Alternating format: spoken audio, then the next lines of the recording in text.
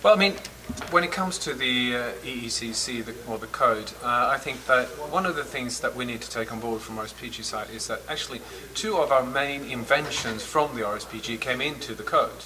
That is, the good offices is now part of European legislation, and to me that shows that we have timely addressed and identified issues that are important. The other one is peer review. It was actually an invention by the RSPG to actually open up to discuss awards and how to do that on an expert level. All of a sudden we see that in legislation now, all of a sudden that has become the norm and really into regulation. So I would take those two examples on where the RSPG has actually established itself in European regulation.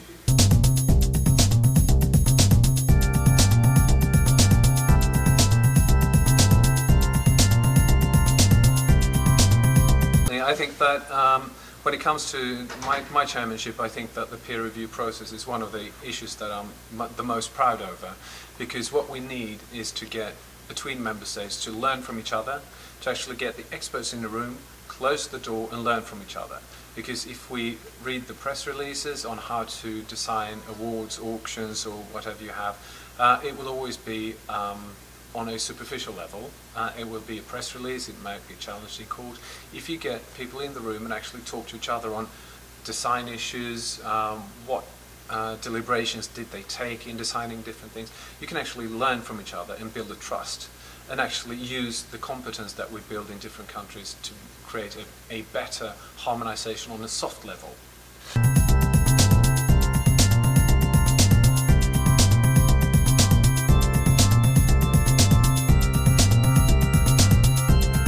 I would say three things. First of all, would be the trilogy of 5G opinions that took Europe from a situation where we didn't really identify where 5G was going into a situation where I would say that we have a very, very clear plan on where to go.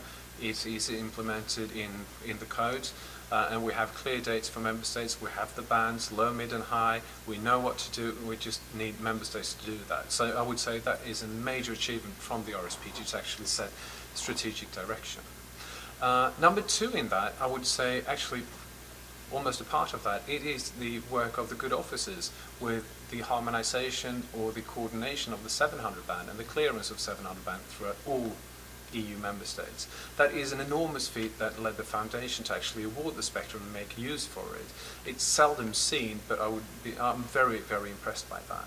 Thirdly, I would want to lift stakeholder interaction.